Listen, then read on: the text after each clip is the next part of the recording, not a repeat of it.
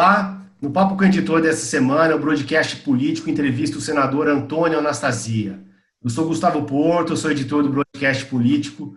Comigo está Daniel Wertemann, repórter, que é setorista do Senado, e o senador Antônio Anastasia. Senador, muito obrigado por aceitar o nosso convite. Boa tarde, Gustavo. Boa tarde, Daniel. É um prazer estar aqui com vocês e com muito gosto para ter essa conversa.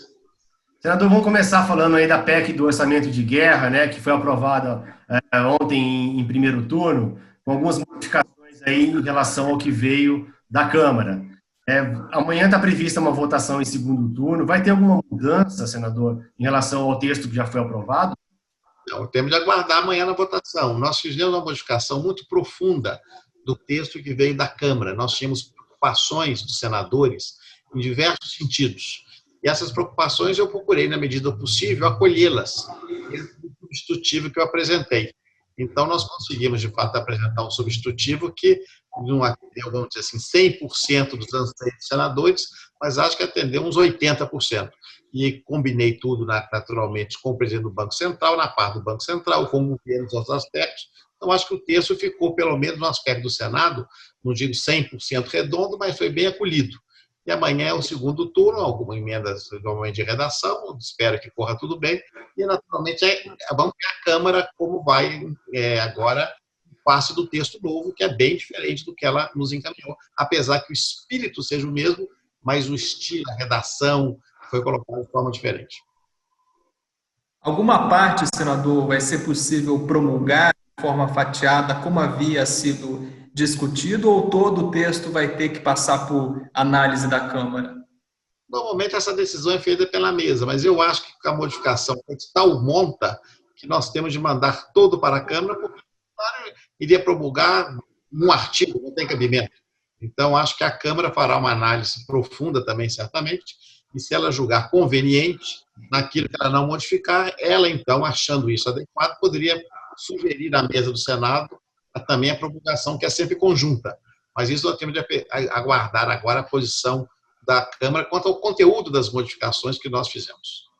Senador, o ministro da Saúde, Henrique Mandetta, ele anunciou hoje que vai deixar o cargo entre hoje e amanhã. Essa é uma questão já irreversível. A gente queria saber a opinião do senhor aí sobre como o presidente Jair Bolsonaro tratou essa questão e também gostaria de saber se a saída do ministro Mandetta coloca em risco aí todas as ações que já foram tomadas e que possam ser tomadas no futuro em relação a essa pandemia. Veja bem, Gustavo, eu tenho muita simpatia pelo ministro Mandetta, não tenho relacionamento próximo com ele, ele é de outro estado que o meu e de outro partido, eu o conhecia pouco, conhecia como deputado, mas já tinha uma boa impressão e fiquei muito bem impressionado com a desenvoltura dele à frente da pasta num momento dificílimo, não é? Eu sou uma pessoa que tenho toda a minha formação na administração pública e percebo que é exatamente no momento da crise, da tragédia, que as pessoas se revelam. Então, o ministro tem realizado um bom trabalho de natureza técnica. Eu, pessoalmente, prestigio muito, até por minha origem, outra área que é direito, mas também é técnica. Eu não, por outro lado, também fui governador de um estado, então acho que compete ao chefe do executivo nomear a sua a forma que melhor aprouver. O chefe do executivo tem a legitimidade eleitoral para compor a sua equipe, mas também tem a responsabilidade pelos seus atos. Então, se o presidente quiser substituí-lo, é perfeitamente legítimo e natural que o faça.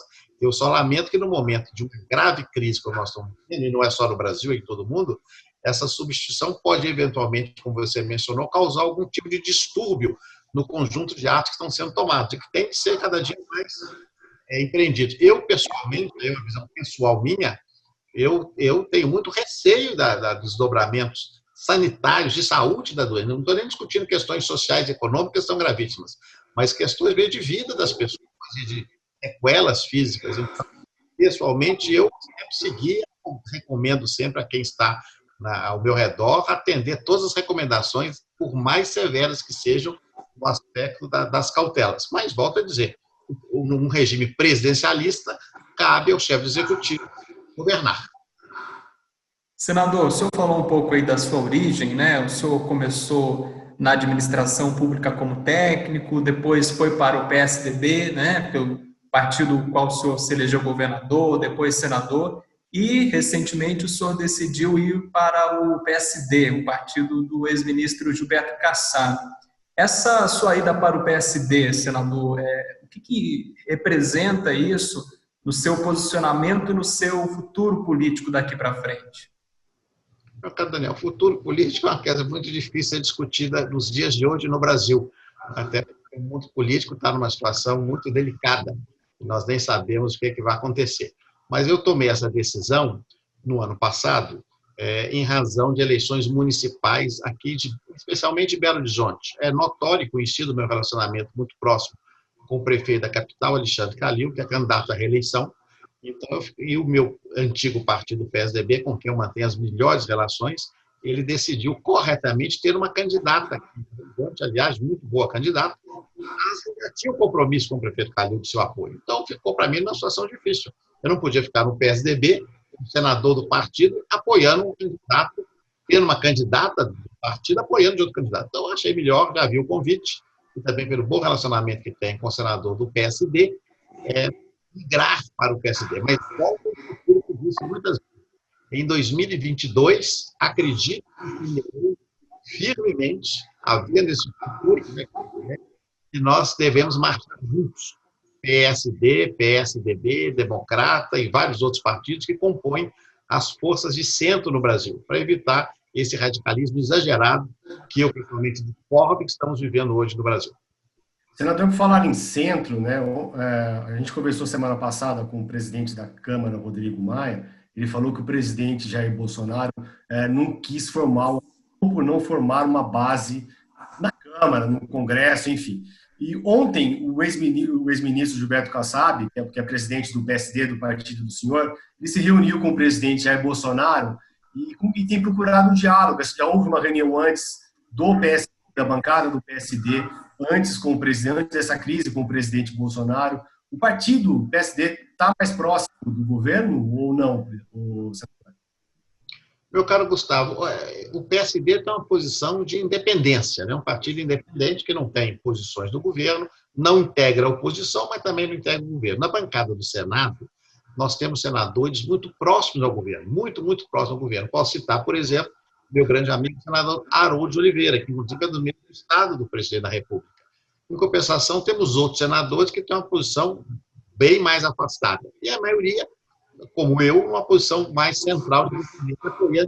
Eu, por exemplo, nessa relator, eu fui com o governo, ouvindo o governo, ponderando com o governo, quer com o ministro da Economia, com o presidente do banco, a equipe econômica, com o líder do governo, senador Bezerra, porque nós não queremos ajudar, não queremos atrapalhar nada, ao contrário, queremos que o interesse público sempre prevaleça nessas visões. Agora, o PSD é um partido de diálogo, não é um partido social-democrata. Então, acho que o presidente do partido, Kassab, tendo convidado, tem a obrigação de conversar. Por quê?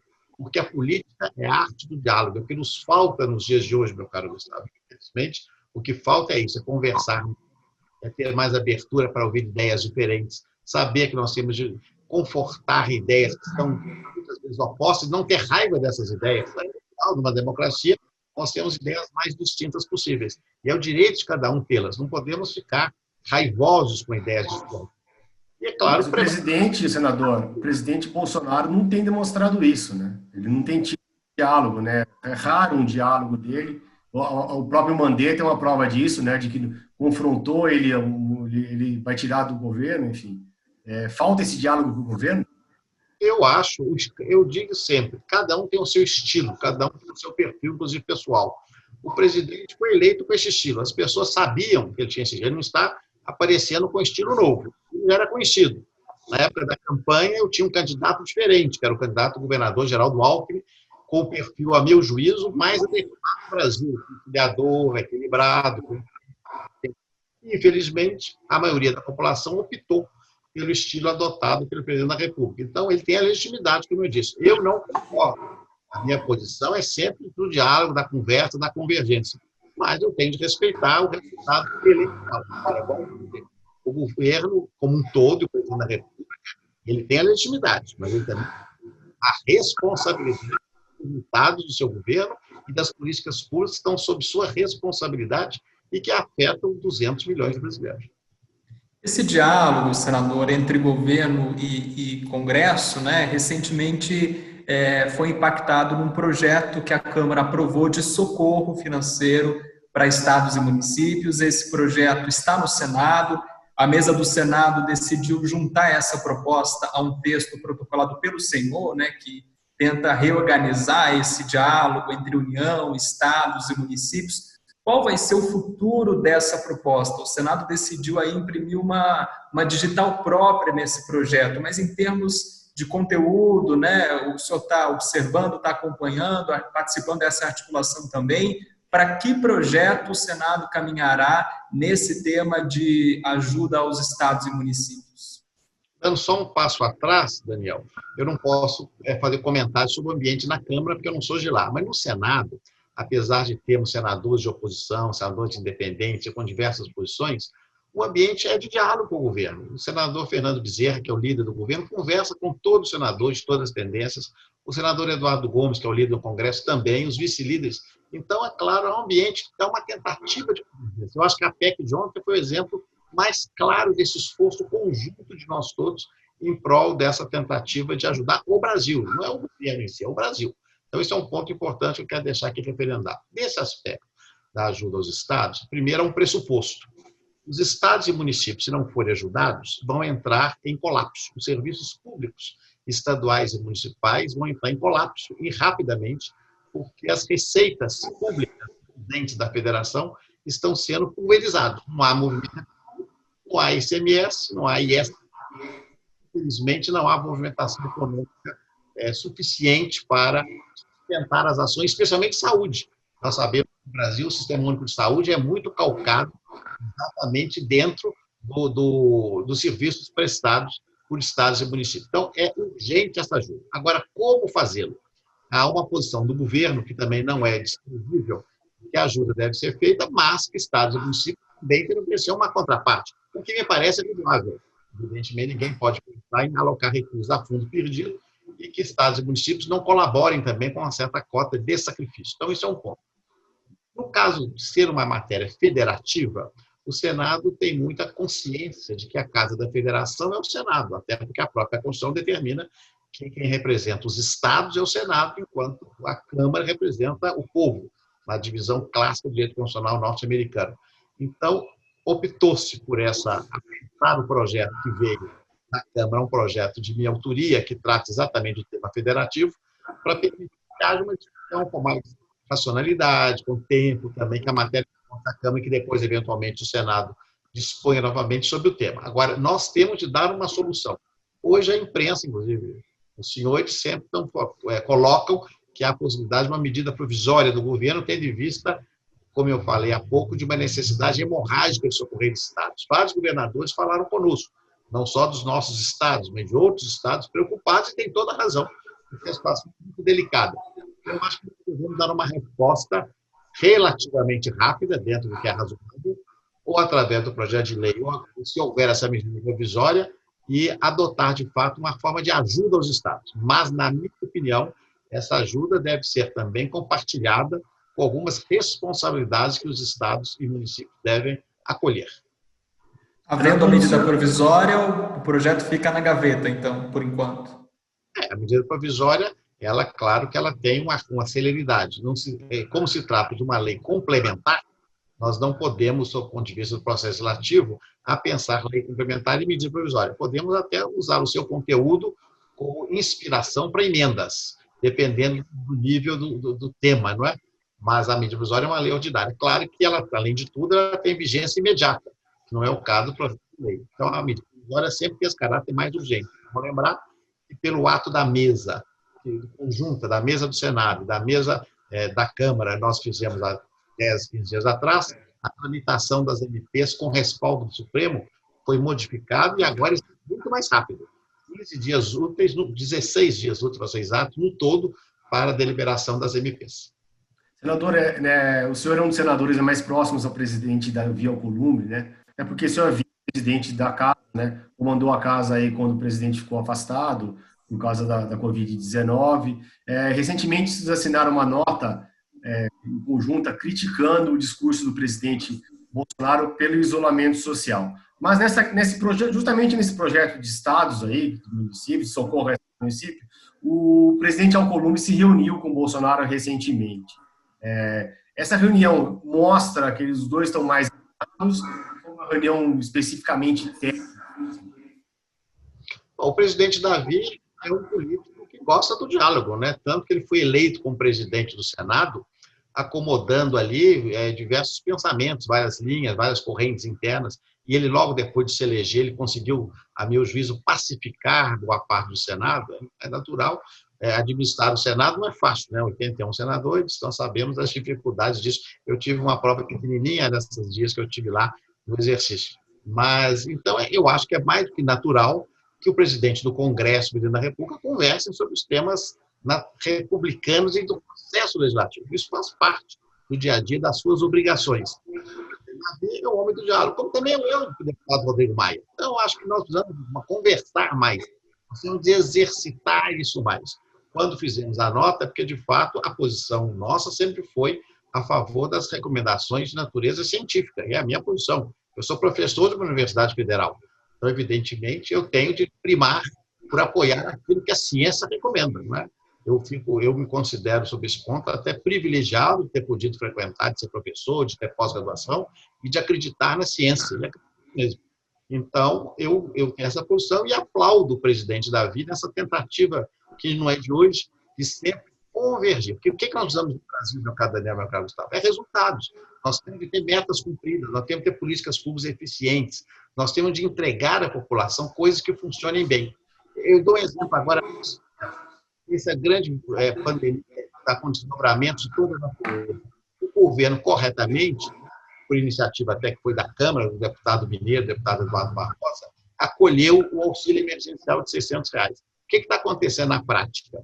Percebe que o Brasil não está fiáveis e com o nome das pessoas. Dificuldade de CPF, quer dizer, é uma falha que não é desse governo, é uma coisa histórica. Então, é uma oportunidade que nós temos para aprender e para tentar superar essa dificuldade. Ou seja, da diversidade, nós temos de ter um pouco de conhecimento e melhorar a nossa gestão pública. Então, nesse diálogo, nessa convergência, eu sou o primeiro a estimular e tenho certeza que o presidente Davi tem esse mesmo comportamento, se lidera com esse perfil. Agora, senador, nessa licença do presidente Davi Alcolumbre, né, diagnosticado pelo coronavírus, o senhor ficou ali na condução do Senado, inclusive nas primeiras sessões em que houve a deliberação remota, um fato inédito no parlamento, inclusive a nível mundial, e a sua condução ela tem sido elogiada, o senhor vem consolidando uma posição de articulação, de liderança na casa. Isso tem lhe motivado a concorrer à presidência do Senado ano que vem, senador? Não há a menor possibilidade, meu caro Daniel.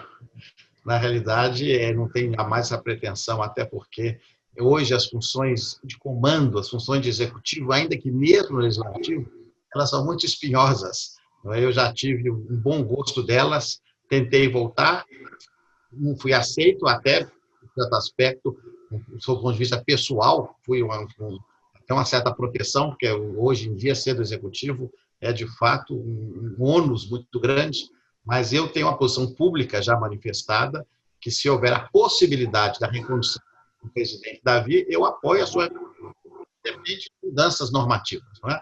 Agora, se não puder, nós temos muitos nomes na casa bons e que têm esse desejo, que não é o meu. Então, nós vamos ver lá adiante o que vai ocorrer. Vai estar longe ainda aí.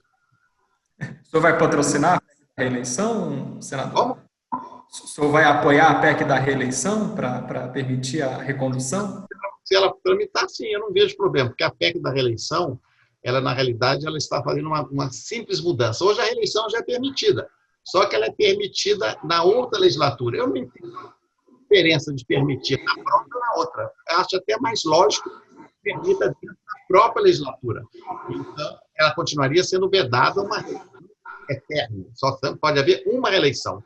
Mas dentro. A PEC nem existe ainda. Por enquanto, é uma ideia. Se houver, naturalmente, terá o meu apoiamento. Mas isso ainda depende de muitas tratativas, de muitas conversas, e nem é o momento de discutir esse assunto, até porque nós temos de centrar esforços agora, é o meu caso, discutir eleições no segundo semestre, o nosso foco agora é exclusivo, deve ser exclusivo, então, só as questões urgentes de combate à pandemia e seus efeitos que tem de nos motivar e ocupar todo o tempo de trabalho. Senador, eu queria agradecer muito a presença do senhor e espero que a gente possa falar mais vezes nesse canal aqui. Com muito gosto, Gustavo. Muito obrigado. Muito Se o obrigado. senhor se me permite, Gustavo, senador, ainda tem uma questão, rapidinho, senador, ou não tão rápido assim, mas a resposta pode ser rápida. O senhor foi relator do processo de impeachment da ex-presidente Dilma Rousseff no Senado. O senhor está vendo algum elemento para que isso se repita no governo do presidente Jair Bolsonaro?